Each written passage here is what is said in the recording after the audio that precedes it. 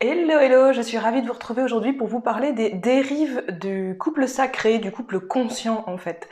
On pourrait croire que c'est un petit peu le fantasme qui fait que toutes les relations sont magiques et je pense que ça y participe.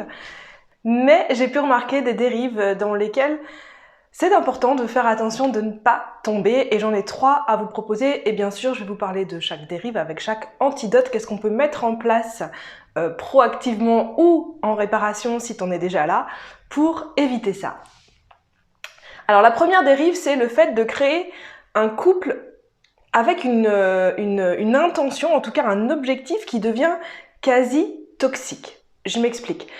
J'étais en stage il y a 2-3 semaines et j'ai rencontré quelqu'un qui m'expliquait que il avait enfin pris la décision de quitter sa copine après avoir passé plusieurs années à vraiment, comment dire, il me dit mais vraiment j'ai travaillé sur moi, j'ai fait tout ce que je pouvais pour évoluer et elle me disait le couple c'est fait pour grandir, c'est fait pour évoluer, c'est pour qu'on soit en croissance et s'il y a des choses qui fonctionnent pas, c'est parce qu'on a encore des choses des émotions à guérir, des blessures à guérir, de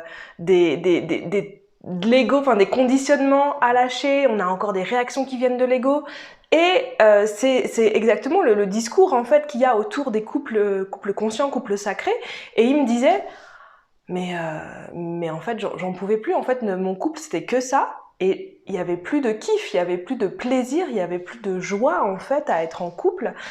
Et en plus, il s'est senti comme euh, enfermé et prisonnier de ce truc-là, puisque évidemment le discours en face qui dit si là tu le prends mal ou si tu réagis mal, c'est que tu as des choses à travailler de ton côté, tu as des émotions à travailler de ton côté. Et il dit je pouvais un peu rien dire à ça. Parce que c'est un petit peu la réplique facile dans le dev perso de dire à quelqu'un, si tu vois, ça c'est un problème quand t'agis comme ça et qui va te répondre non mais si toi tu le prends mal, c'est ton problème. Non, en fait on est aussi responsable de ce qu'on envoie aux gens. On est responsable, on est co-responsable en fait de ce qu'on crée avec les autres. Et pour moi, être un leader dans son couple, être un leader relationnel, c'est bien sûr être responsable de ses émotions, de ses réactions, vraiment de soi, mais c'est aussi prendre en compte la co-responsabilité qu'on a et la responsabilité de ce qu'on envoie dans notre communication. Que la communication soit verbale, donc verbaliser les mots qu'on utilise, ou l'énergie qu'on envoie. Ce qui me fait penser, j'ai regardé un film très nul, je vais pas le dire pourquoi, quel film, c'est pas l'idée, mais j'ai regardé un film très nul, mais il y avait une scène qui me fait penser à ça, où c'est des personnes qui arrivaient à se disputer, mais que en utilisant des mots gentils, du genre avec beaucoup de colère, dire je t'aime avec beaucoup de colère, parce qu'en fait le vrai problème c'est la colère qu'il avait à lâcher et à partager.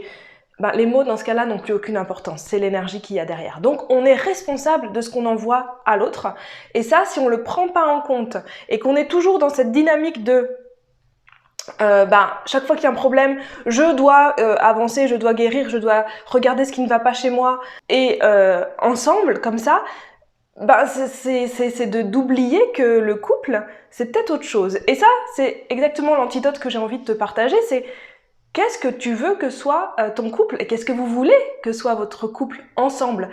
C'est hyper important de se poser et de définir quelle est notre intention de couple, quel est notre objectif de couple. Et il peut évoluer avec le temps, bien sûr. D'ailleurs, c'est un conseil.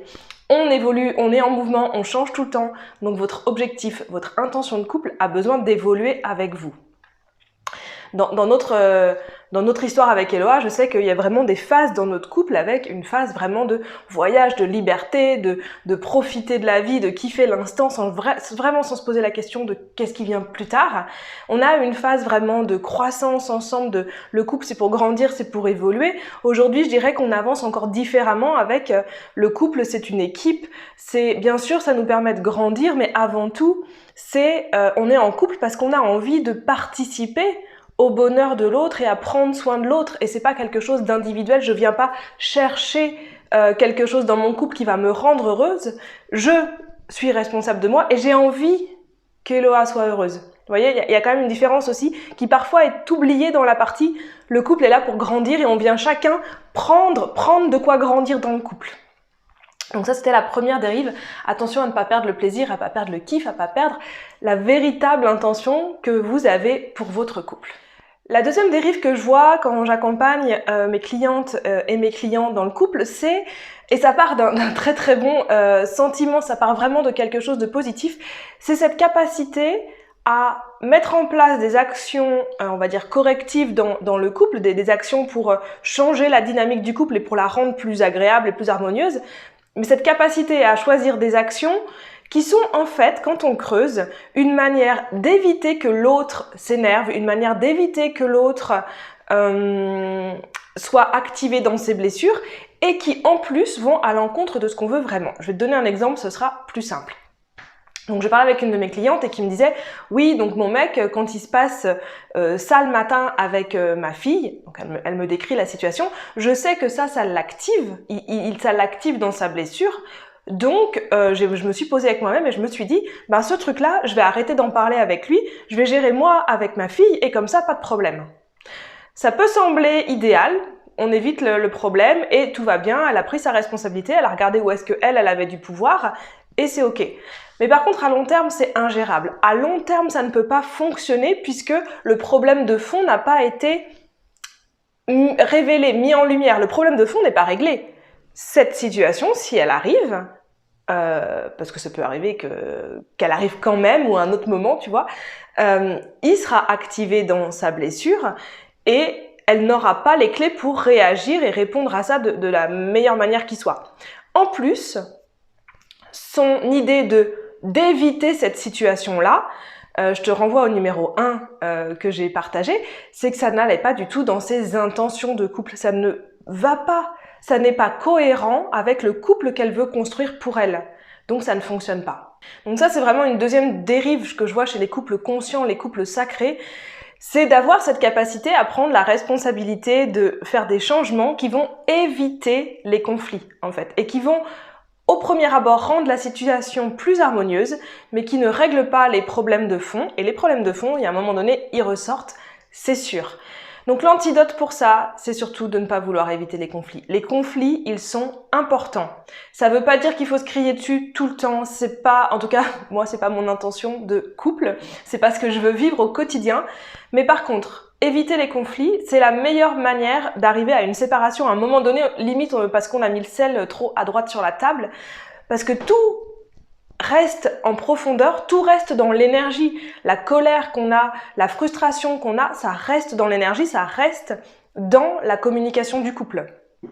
Donc pour éviter les conflits, on crée des situations où on peut avoir des conversations inconfortables. Les conversations inconfortables ne doivent pas avoir lieu au moment du conflit. Ça marche pas. On a l'impression qu'on règle un peu le truc parce que tout le monde veut que on arrête de se crier dessus et qu'on revienne à comme avant, mais ça ne marche pas. C'est absolument pas là qu'on peut régler les problèmes. Donc on crée des moments dans son couple, dans sa vie, où on peut avoir ces discussions, ces conversations inconfortables. Vraiment là où on va venir dire « ça me convient pas, je sais peut-être pas encore comment le régler, mais j'aimerais qu'on trouve une solution ensemble ». On ne règle pas non plus les conflits dans la même énergie, et c'est exactement le pourquoi du comment on met pas les conversations inconfortables au moment du conflit, c'est qu'on ne peut pas régler un conflit avec l'énergie du conflit. Je crois que c'est Einstein qui disait un truc comme ça, on règle pas un problème avec la même énergie que le problème. C'est exactement ça. Quand je suis dans l'énergie du conflit, il y a un truc qui m'emmerde et qui me fait chier, c'est absolument pas à partir de là que je peux trouver une solution. Donc on planifie, on recule la conversation inconfortable qui va avoir besoin d'arriver pour régler les conflits et pour prendre les devants, trouver des solutions ensemble. La troisième dérive que je vois le plus souvent sur les couples conscients, les couples sacrés, c'est, et surtout beaucoup chez mes clients qui sont dans l'accompagnement, qui sont thérapeutes, qui sont coachs, et j'en fais partie, c'est cette capacité à voir ce que l'autre devrait faire pour évoluer. Donc à vouloir aider l'autre à grandir, à évoluer.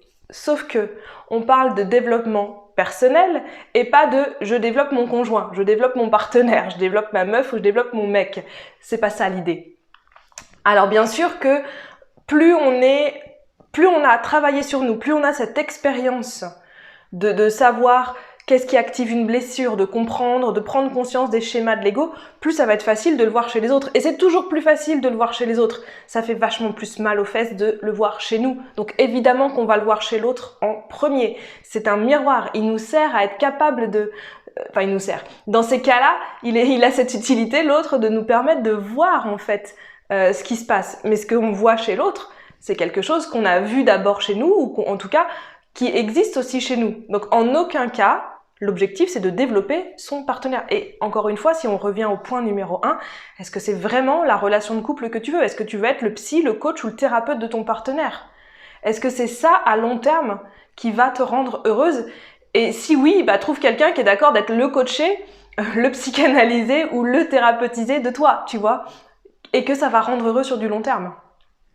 J'ai un doute quand même que ça fonctionne, mais si c'est le cas, dites-moi.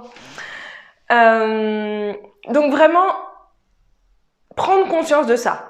Prendre conscience de cette dynamique qui peut se créer à tout moment dans un couple sacré, dans un couple conscient, simplement parce qu'on a cette conscience-là de ce qui se passe. Parce qu'on a cette méta-observation, on voit ces choses-là. Mais c'est pas notre rôle de les gérer, c'est absolument pas notre rôle, sauf si, bien sûr, l'autre nous dit bah, « j'ai besoin de ton aide pour ça, est-ce que tu peux m'aider? Est-ce que sur ce truc-là, j'aimerais que tu me montres en fait quand tu vois que je réagis de telle manière parce que j'ai essayé de le changer, j'y arrive pas tout seul. » Mais sinon, c'est absolument pas le truc. Donc là, bah, la clé, c'est fermer sa gueule.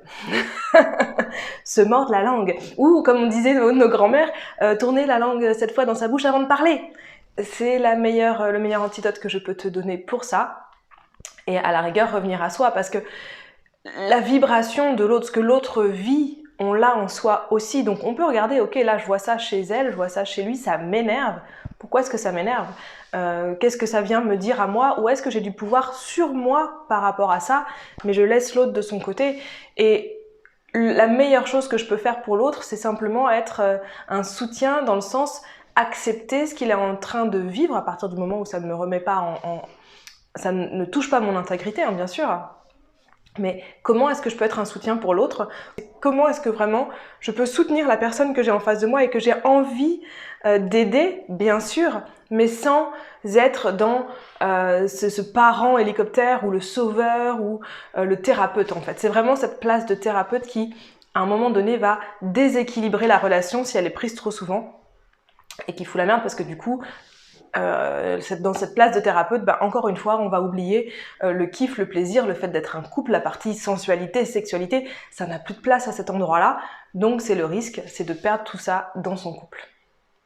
Donc voilà pour les 3 dérives du couple conscient, du couple sacré que j'ai pu observer pour moi il y a quelques temps et encore 2 fois de temps en temps et beaucoup aussi pour mes clients et mes clientes que j'avais vraiment envie de te partager avec des clés qui sont à mon sens simple à mettre en œuvre. Peut-être la conversation inconfortable si vous n'avez pas l'habitude de le faire ensemble, ça peut être compliqué, mais c'est quand même des choses qui sont simples à mettre en œuvre et qui changent tout dans la communication et dans la façon dont on a de vivre son couple.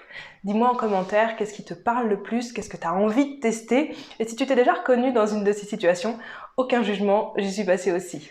Si tu te rends compte que tu es tombé dans une de ces dérives et que c'est allé beaucoup trop loin et que c'est un truc que tu as besoin de changer aujourd'hui dans ton couple, je t'invite à prendre un rendez-vous, il est gratuit avec moi, on discute de ta situation.